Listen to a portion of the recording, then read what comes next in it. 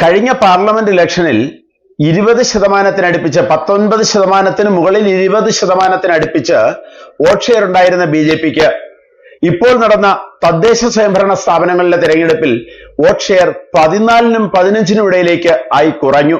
അത് സത്യമാണ്. അതെന്തുകൊണ്ട് എന്നുള്ള ചർച്ചകൾ ഇപ്പോൾ നടക്കുന്നുണ്ട്. മാത്രമല്ല, നിയമസഭാ ഇലക്ഷന് വൻ വിജയം പ്രതീക്ഷിച്ചു മുന്നേറുന്ന ബി.ജെ.പി, വൻ വിജയം എന്ന് പറഞ്ഞാൽ ഏറ്റവും കുറഞ്ഞത് 10 സീറ്റെങ്കിലും നേടണം എന്നുള്ള ആഗ്രഹത്തോടുകൂടി പ്രവർത്തിക്കുന്ന, ആവേശത്തോടുകൂടി പ്രവർത്തിക്കുന്ന ബി.ജെ.പിക്ക് ഈ വോട്ട് ഷെയർ കുറഞ്ഞത് എന്തുകൊണ്ട് എന്നുള്ള ചർച്ചയും നടക്കുന്നുണ്ട്. NDTVയുടെയും മൂഡ് ഓഫ് ദ നേഷന്റെയും സർവേകൾ പുറത്തുവന്ന ഈ സമയം, ബി.ജെ.പിയുടെ വളർച്ച കേരളത്തിൽ പ്രവചിക്കുന്ന ഈ സമയം, തൊട്ടുമുമ്പ് നടന്ന തദ്ദേശ സ്വയംഭരണ സ്ഥാപനങ്ങളിലേക്കുള്ള തെരഞ്ഞെടുപ്പിൽ ബി.ജെ.പിയുടെ വോട്ട് ഷെയർ ഇത്രയും 5% കുറഞ്ഞതിന്റെ കാരണവും നമുക്ക് അന്വേഷിക്കേണ്ടി വരും. ആ അന്വേഷണം ചെന്ന് എത്തി നിൽക്കുന്നത് മറ്റാരിലുമല്ല, രാജീവ് ചന്ദ്രശേഖറിലാണ്. രാജീവ് ചന്ദ്രശേഖറിന്റെ ബിസിനസ്മാൻ എന്ന കരിയറിലേക്കാണ്, അല്ലെങ്കിൽ ആ തന്ത്രത്തിലേക്കാണ് ഈ അന്വേഷണം ചെന്നെത്തി നിൽക്കുന്നത്. കാരണം വിജയിക്കാൻ സാധ്യതയുള്ളിടത്ത് ആളും അർത്ഥവും ഇറക്കി മത്സരിക്കുക, ബാക്കിയുള്ളിടത്ത് വെറുതെ വിടുക, എല്ലായിടത്തും മത്സരിക്കണമെന്ന് തന്നെയില്ല എന്ന രാജീവ് ചന്ദ്രശേഖറിന്റെ ചിന്താഗതിയാണ് ഈ വോട്ട് ഷെയർ കുറഞ്ഞതിന് കാരണം. തദ്ദേശ സ്വയംഭരണ തെരഞ്ഞെടുപ്പിൽ എല്ലാ സീറ്റിലും മത്സരിക്കേണ്ടതില്ല എന്നുള്ളത് രാജീവ് ചന്ദ്രശേഖറിന്റെ തീരുമാനമായിരുന്നു, അല്ലെങ്കിൽ അദ്ദേഹത്തിന്റെ തന്ത്രമായിരുന്നു. വിജയിക്കാൻ സാധ്യതയുള്ള സ്ഥലങ്ങളിലേക്ക് പരമാവധി പ്രവർത്തകരെ ഇറക്കി മത്സരിപ്പിക്കുക, അത് ഇടതുപക്ഷത്തിന്റെ ഒരു തന്ത്രം തന്നെയാണ്. ഉദാഹരണത്തിന്, അവരുടെ സഖ്യത്തിൽ അല്ലെങ്കിൽ LDF സഖ്യത്തിൽ മത്സരിക്കുന്ന പാർട്ടികളെ ഒന്ന് നോക്കുക.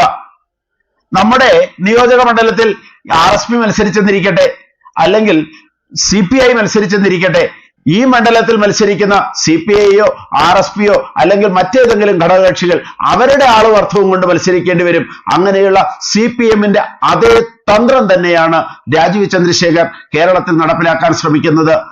വിജയ സാധ്യതയുള്ള, വിന്നബിലിറ്റിയുള്ള സ്ഥലങ്ങളിൽ മാത്രം ശ്രദ്ധ കേന്ദ്രീകരിക്കുക, പ്രധാന നേതാക്കളെ മത്സരിപ്പിക്കുക, പ്രധാന പ്രവർത്തകരെ മത്സരിപ്പിക്കുക.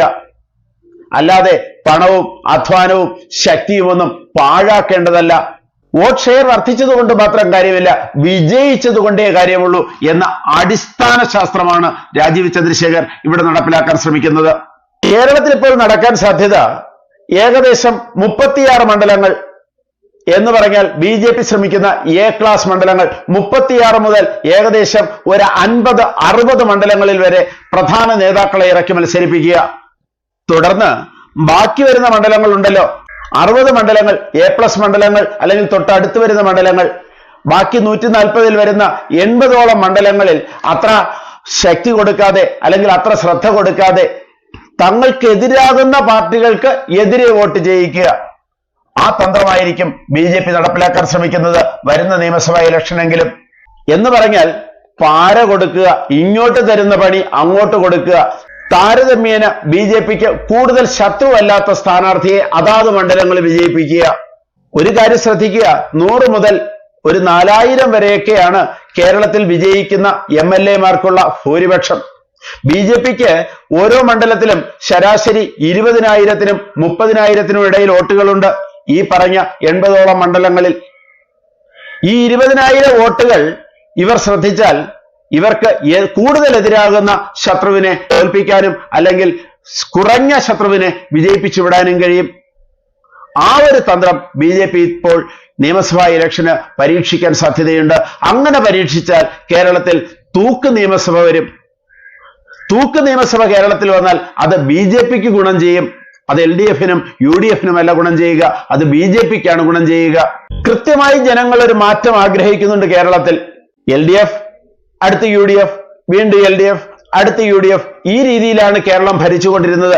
ഇപ്പോൾ മാത്രമാണ് കേരളത്തിന്റെ ചരിത്രത്തിൽ ആദ്യമായി ഒരു സർക്കാരിന് അല്ലെങ്കിൽ ഇടതുപക്ഷത്തിന് തുടർഭരണം ലഭിക്കുന്നത്. അതിനപ്പുറം ഒരു മാറ്റം കേരളത്തിലെ ജനങ്ങൾ ആഗ്രഹിക്കുന്നുണ്ട്. അത് തൂക്ക് നിയമസഭ വരികയും 1-2 വർഷം ഭരിച്ച് അത് പുറത്താവുകയും ചെയ്താൽ അടുത്തു വരുന്ന ഇലക്ഷന് വൻ പ്രതീക്ഷയാണ് ബി.ജെ.പിക്ക് നൽകുന്നത്.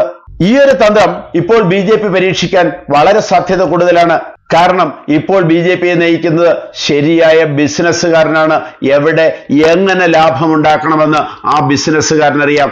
ആ ബിസിനസ്സുകാരനാണ് രാഷ്ട്രീയക്കാരനായത്. തന്ത്രങ്ങൾ ഇനിയും വരും, മെനഞ്ഞുകൊണ്ടേയിരിക്കുന്നു. കൂടുതൽ വാർത്തകളും വിശേഷങ്ങളുമായി ഉടൻ ദയവായി ഈ ചാനൽ സബ്സ്ക്രൈബ് ചെയ്യുക.